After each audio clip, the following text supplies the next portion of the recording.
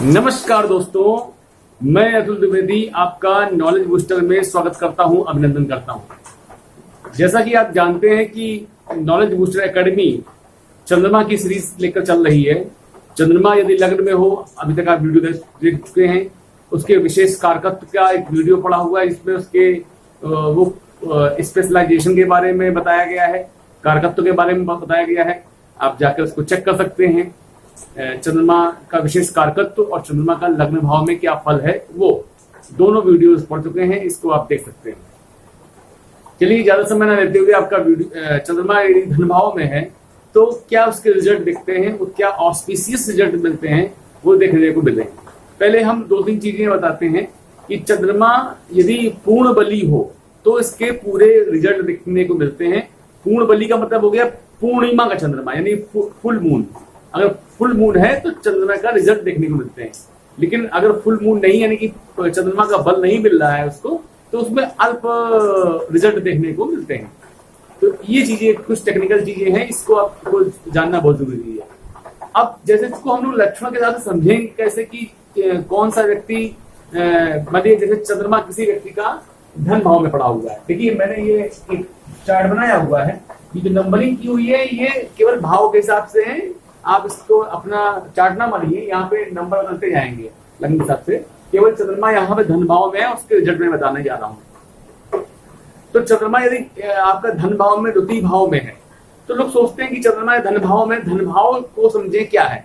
देखिए धन भाव में हम रोज की इनकम की बात नहीं कर रहे हैं, हम पूरा जैसे स्टेट की बात करते हैं। स्टेट की बात करते हैं, जैसे कि आपकी क्या प्रॉपर्टी है, यानी कि जिसको हम लोग बोल सकते हैं, एक तो चल संपत्ति होता है, दूसरा अचल संपत्ति होता है। तो इसको हम अचल संपत्ति के से देखते हैं या पैतृक संपत्ति से देखते हैं। अचल संपत्ति या पैतृक संपत्ति से इसको हम देखते हैं। लेकिन अगर हम रोज के धनागमन की बात करें तो हम इसको आपके 4th हाउस से देखा जाता है या सुख भाव से देखा जाता है, रोज के जो है धनागमन की बात करें। लेकिन इसके पीछे, अचल संपत्ति के पीछे जो अगर आप देखें तो कहीं ना कहीं चल संपत्ति है। अगर आप अचल संपत्ति के मालिक हैं तो यानी कि धनवान हैं, आप उससे जो है रोज के धनागमन की बात कर सकते हैं। अचल संपत्ति है, लैंडलॉर्ड आप हैं तो बहुत बड़ी बात होती है। अब चंद्रमा यदि धन भाव में बैठे तो पहले हम लोग धन की स्थितियों को समझ लेते हैं। धन जो धन भाव में बैठा हुआ है और चंद्रमा है, तो चंद्रमा बड़ा चंचल ग्रह है। ऐसी कंडीशन में ऐसे व्यक्ति को जिसका चंद्रमा धन भाव में पड़ा होता है, उसको जो है ड्रास्टिक चेंजमेंट देखने को मिलते हैं। अकस्मात जो है धन आना और अकस्मात धन का जाना, दोनों चीजें देखने को मिल रही हैं, ठीक है। लेकिन चंद्रमा जिसका पूर्ण रूप से यहां बैठा होता है, वो उसके यहां लक्ष्मी, महालक्ष्मी के स्वरूप में नारायण के साथ में विराजमान होती है। यानी कि ऐसा व्यक्ति इतना भाग्यशाली होता है कि धनागमन अहर्निश बना रहता है। लक्ष्मी स्थिर वास करती है, लक्ष्मी की कभी कमी नहीं रहती उसके घर में, हमेशा जो है उसके पास में लक्ष्मी रहती है। मतलब ऐसे समझिए उसके एकाध उद्योग, एकाध व्यापार कंडीशन ऐसी होती है कि अगर लॉस में चल रहे हैं तो कोई दिक्कत उसके यहाँ नहीं आती है, उसके और भी कई संसाधन नहीं, बरकत बढ़ती आती है। ऐसा व्यक्ति किसी भी काम, धंधे, उद्योग में अपना हाथ डालता है तो वो मिट्टी से सोना बना देता है। ऐसा जो है चंद्रमा होता है। चंद्रमा यहाँ का स्त्रियों से धन लाभ दिलाने वाला होता है। चंद्रमा यहाँ का जो भी स्त्री जन्य चीजें हैं, जो चंद्रमा क्या है, चंद्रमा मनुष्यो जाता, मन का कारक है। तो इसमें क्या है, जो इच्छा करी हो मन माही। आप जो भी ऐसा व्यक्ति जहां भी अपना हाथ डालता है उसका धनागमन हो जाता है। साथ ही साथ में जलीय वस्तुओं से, जैसे कि अगर जलीय वस्तु हो गया, जो फूड प्रोसेसिंग है, जलीय वस्तुओं से, मछली उद्योग से, तालाब, जलाशय से, तालाब पोखरों से और जल से जुड़े हुए जितने भी उद्योग हैं, चांदी से, सफेद चीजों से, वस्त्र उद्योग से और जो है लेखन शैली से, कविता से, गायन से चंद्रमा यहाँ का धनागमन कराता है। कई फील्ड है, मैं एक फील्ड नहीं बता रहा हूं। चंद्रमा निश्चित रूप से अगर पूर्ण रूप से बैठा हुआ है, और हाँ और दूसरी बात है शुभ ग्रहों की स्थिति भी देख लीजिए। अगर शुभ ग्रहों की स्थिति है तो चंद्रमा इसमें उसके उतने ही रिजल्ट जो है बढ़ते चले जाएंगे। देखिए आपको किसी कुंडली में चंद्रमा यहाँ बैठा हुआ है और वो कह रहा साहब आपके रिजल्ट खराब मिले हैं, मैं तो गरीब हूं, मेरे पास धन आगमन नहीं है ना। चंद्रमा यहाँ बैठा हुआ है तो निश्चित रूप से कोई ना कोई प्रॉपर्टी का वो मालिक प्रत्यक्ष रूप से अप्रत्यक्ष रूप से होगा ही होगा, इसमें कोई राय नहीं। चाहे वो शुभ ग्रह हो या अशुभ ग्रहों से उसकी दृष्टि हो, लेकिन उसके रिजल्ट वैरी करते हैं। देखिए शुभ ग्रह है, उसके कुंडली में है, कुछ बहुत अच्छे ऑस्पिशियस रिजल्ट, ऑस्पिशियस योग उसके बन रहे हैं जन्मांक में, तो निश्चित रूप से आप मानिए कि उसमें 10 से 15 से 20 गुना जो है उसके रिजल्ट में अंतर आ जाएगा किसी एक नॉर्मल व्यक्ति में और उसके में। तो ऐसी कंडीशन में आपको देखना बहुत जरूरी है उसके जुपिटर कहाँ पड़ा हुआ है, उसका शनि कहाँ पड़ा हुआ है, उसका सूर्य कहाँ, उसका मंगल कहाँ, ये सब देखना बहुत जरूरी है। अगर शुभ ग्रहों की स्थिति बहुत अच्छी है तो यहाँ का चंद्रमा धनवान लक्ष्मीमान बनाता ही है, जन्म से ही वो चांदी का चम्मच लेकर पैदा होता है। ऐसा भी व्यक्ति जो गरीब परिवार में होता है और चंद्रमा यहाँ पड़ा हुआ है तो अकूत लक्ष्मी का भंडार उसके यहाँ से होता है। ऐसा व्यक्ति गड़ा धन भी प्राप्त करने वाला होता है। अकस्मात उसको जो है कहीं ना कहीं से किसी वसीयत के द्वारा, किसी के गोद लिए जाने के द्वारा या कहीं किसी तरीके से उसको धन का लाभ होता है। साथ ही साथ में ऐसा व्यक्ति बहुत बड़ा व्यापारी बन सकता है, चांदी का, शीशे का, इस तरह का व्यापारी बन सकता है। तो व्यापार में बहुत सारी चीजें हो गई, तो व्यापारी बन सकता है ऐसा व्यक्ति। ये चंद्रमा यहाँ डॉक्टरों के लिए बड़ा अच्छा है, जो डॉक्टर जली रोगों से रोगियों को ठीक करते हैं। ऐसे डॉक्टर जो जली रोगों से होते हैं बहुत जल्दी कीर्ति और नाम कमाते हैं।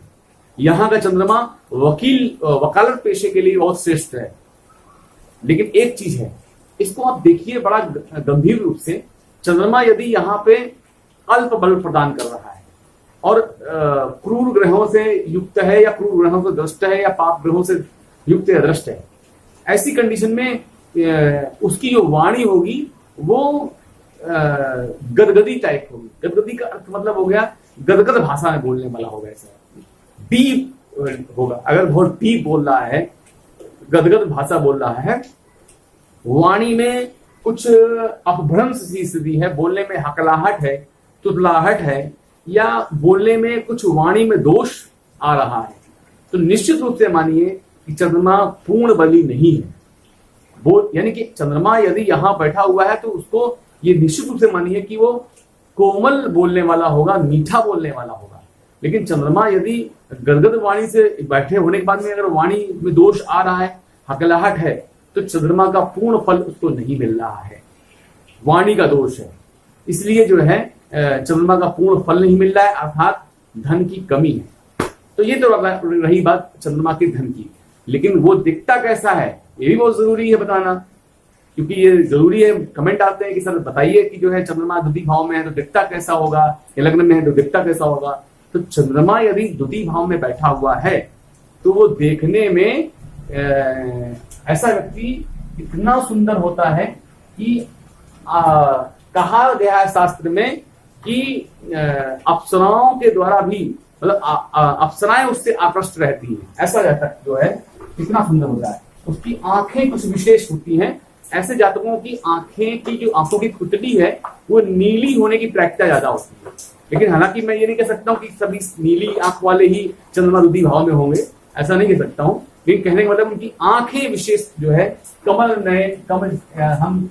नयनी शब्द तो स्त्रियों के लिए कहा गया है, लेकिन कमल की जैसे पंखुड़ियां होती हैं वैसी जो है ऐसे जातकों की आंखें होती है। बस अच्छा, जो लड़कियां या महिलाएं देख रही हैं वीडियो मेरा, तो वो ये समझे कि जस्ट वो उसको इसके रिजल्ट मतलब मेल फीमेल में आप कन्वर्ट कर लीजिए, मतलब रिजल्ट उनको भी वैसे ही मिलेंगे। लेकिन बस अंतर क्या होगा कि थोड़ा सा अपना मेल फीमेल में चेक करिए। मैं केवल जातक की बात को लेकर बता रहा हूँ, जातिकाओं की नहीं। तो अगर इसमें जातिकाएं भी तो नहीं है तो वो भी जो है बड़ी सुंदर कमल नयनी होंगी, और जातक जो होंगे वो उनकी भी आंखें बड़ी सुंदर होंगी, आकर्षक होंगी, देखने में सुकोमल होंगे। देखने में अगर कम से कम, मैं ज्यादा बड़ी बात नहीं करता हूं, 1000 पुरुष खड़े कर दिए जाएं तो उनमें वो व्यक्ति अलग उसके अंदर जो है कांति होगी, अलग जो है वो चीजें होगी। साथ ही साथ में जो है ज्यादातर रिजल्ट जो देखने को मिले हैं, अगर आप पूछना चाहें कि सर क्या रिजल्ट खराब दे सकता है इसमें, तो इसमें मैंने जो रिजल्ट देखे हैं, यदि वृश्चिक यानी 8 नंबर में चंद्रमा हो और मकर 10 नंबर में चंद्रमा हो, वृश्चिक और 10 इसमें चंद्रमा बैठा हुआ हो तो उसके रिजल्ट थोड़े से खराब देखने को मिले।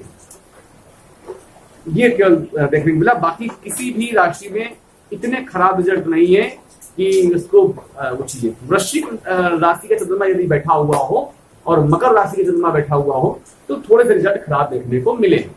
बाकी ऐसा व्यक्ति जैसे जो बच्चे एनडीए की तैयारी कर रहे हैं, या एक एग्जाम रेलवे का होता था SCRA, special class railway apprentice, मतलब मैं कॉम्पिटेटिव में आ गया, इसके बाद में जो है जो CDS का एग्जाम है, तो मेरा कहना यह है कि अगर जो बच्चे एनडीए की तैयारी कर रहे हो और चंद्रमा यहाँ बैठा हुआ हो, तो शास्त्र में कहा हुआ है कि 18 वर्ष, ठीक है, 18 वर्ष के अंदर ही वो तैयारी होती है, 16.5 से 19 के आसपास, 16.5 से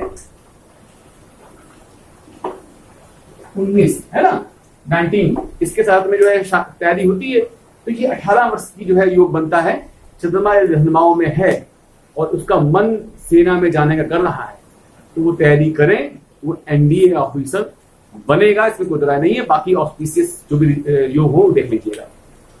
चंद्रमा धनुमाओं का उसको सेनापति बनाता है, सेना का मालिक बनाता है। यदि छूटे यहां से तो ऐसा व्यक्ति जो है यदि तैयारी करे तो IPS बनने के योग उसको दिखते हैं। तो ये सारी चीजें जो है आपको देखने को मिलती है। डॉक्टरी लाइन में अगर व्यक्ति है, डॉक्टर बनना चाहता है, तो जो जली रोग है, जो बंदों में जली रोग होते हैं, उससे जो है प्रॉब्लम होती है। जो वकालत का पेशा है, अगर सिविल का मुकदमा लड़ता है वो वैसा व्यक्ति, तो उसको लाभ ही लाभ देखने को मिलता है।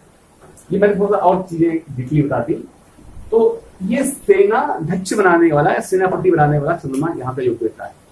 तो मुझे लगता है कि मैंने आपको कुछ पॉइंट चंद्रमा के दिए। इसके साथ में जो है भावपूर्ण इमोशंस चीजें होती हैं, व्यक्ति इमोशनल होता है, इमोशनल चीजें होती है उसके अंदर।